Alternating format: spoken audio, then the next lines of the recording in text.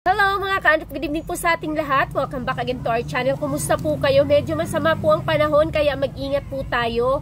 Kumusta po ang kalagayan ng iyong shop? Halos 3 araw na pong araw-araw halos maghapon umuulan. Kung tatanungin nyo dito sa amin ay okay naman. Kahit papaano may mga customers din naman na pumapasok talaga.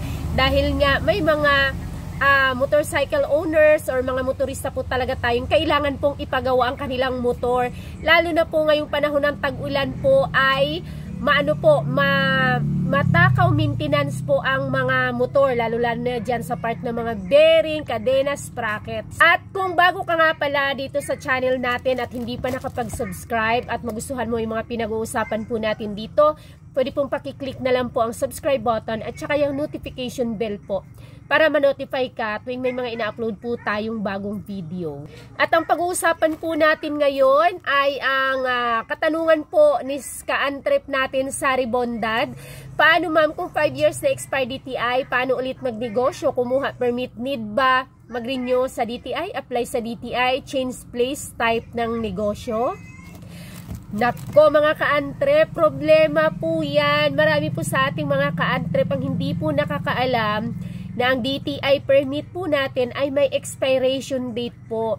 5 years lang po ang validity ng ating DTI permit from the time na in-apply natin siya or na-approve siya. Kailangan po natin siyang i-renew every 5 years. Kung magpapalit ka man ng name, kung same name, basta kailangan po niyang i-renew every 5 years. Naka-andrep po tayo na nag-stop, nagsara. Hindi po nila canceled or pina-close down ang kanilang DTI. So magkakaroon po kayo dyan ng penalty. Yes, mahahalungkat po ang lahat ng inyong penalty sa BIR once na ang DTI po ninyo ay i-renew po ninyo. Yun po ay kung sa same pangalan. Pero kung halimbawa, iba na naman, ay baka makalusot po kayo. Pero kung same name doon sa business owners, yung mga details ninyo doon sa nag-apply ng DTI before, ay mahahalungkat po ninyo kung hindi nyo po na itatanong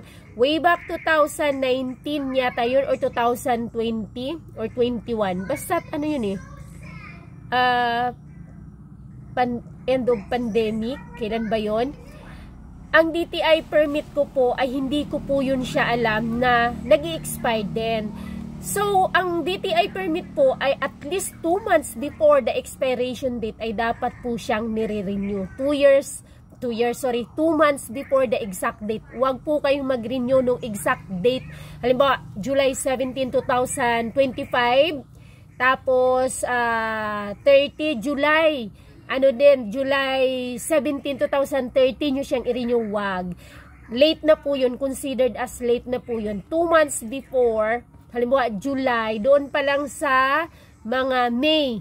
Yan, April or May, mag-renew na po kayo. Kasi kung late kayo sa 2 months before the exact date, considered as expired na po yun. Malaki po ang penalty niya.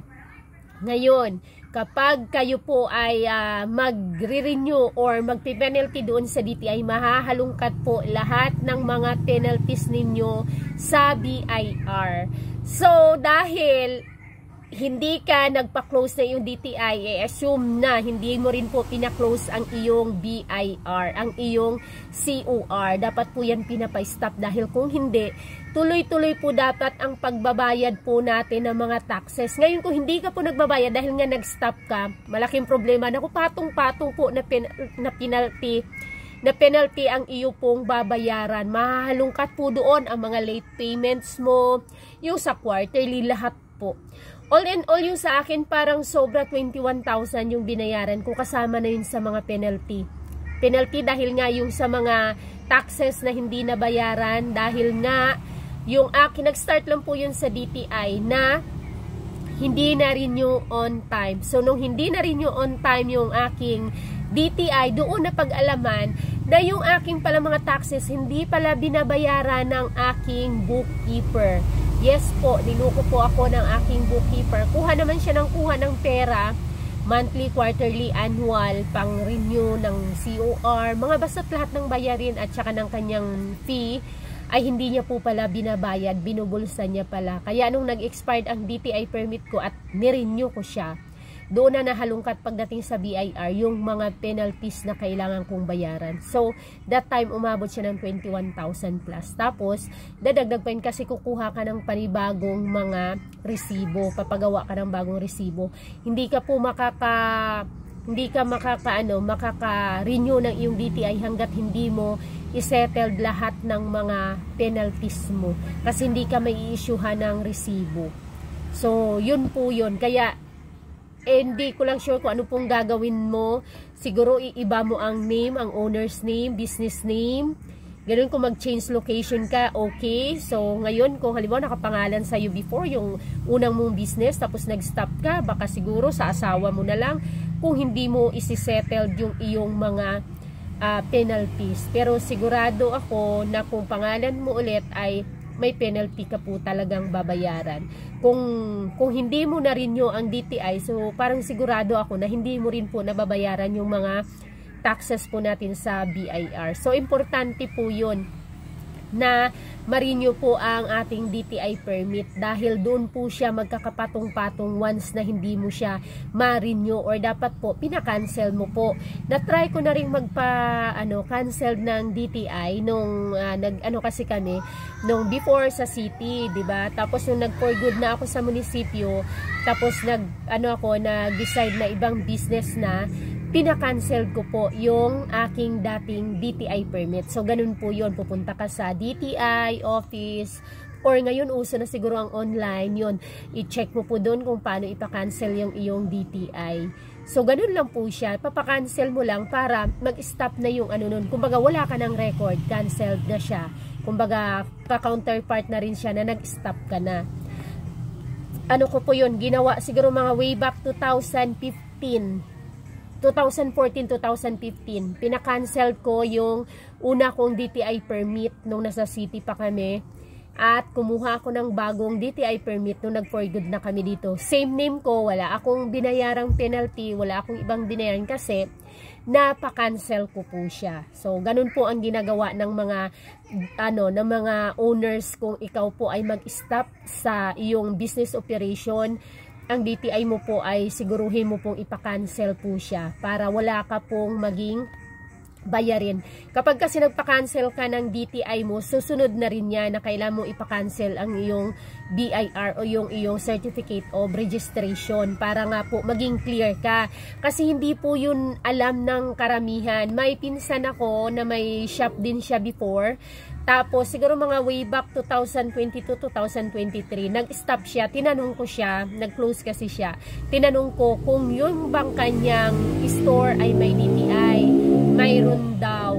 Tapos, syempre, may resibo siya, may sales invoice. Ayun, in-advisean ko nga siya na ipa-cancel at ipa-stop niya yung sa BIR. Sa BIR naman parang may pwede kang kung hindi mo siya ipa-stop para hindi ka mahirapan, kung may plano ka namang bumalik lang din kaagad, babayaran mo ang mga taxes mo, pero yung operation mo hindi kagaya nung nag-ooperate ka or open siya. Para siyang voluntary, may certain amount lang siya para doon sa pagbabayad mo lang ng tax na hindi ka nag-ooperate, na walang kita yung iyong business, para lang hindi mo siya ipa-cancel or ipa-stop or hindi ka ma-penaltyhan. So, ganun po yun. Ganun po yung ginagawa. Dahil malaking problema siya at the end, sa huli na kung gusto mo nang magbalik business, kahit pa mag-change business name ka po, location, kasi yung pangalan mo lalabas sa system doon na mayroon kang DTI permit na na-issue sa'yo. So, yun po yun. Asikasuhin nyo po kaagad kung halimbawa ito po ay hindi naman talaga 100% na ito talaga. Itong na-share ko, pumunta na lang po kaagad kayo sa DTI or tumawag kayo sa DTI or mag-inquire kaagad kayo sa customer service ng DTI kung ano po ang pwede nyong gawin sa inyong situation. Yun lang ang ating pag-usapan ngayon at ingat po tayo palagi dahil po sa sama ng panahon sa ating bansa sa mga panahong ito ngayon. See you on my next video. Please don't forget to hit the like at subscribe po kayo sa mga hindi pa nakapag-subscribe. Bye!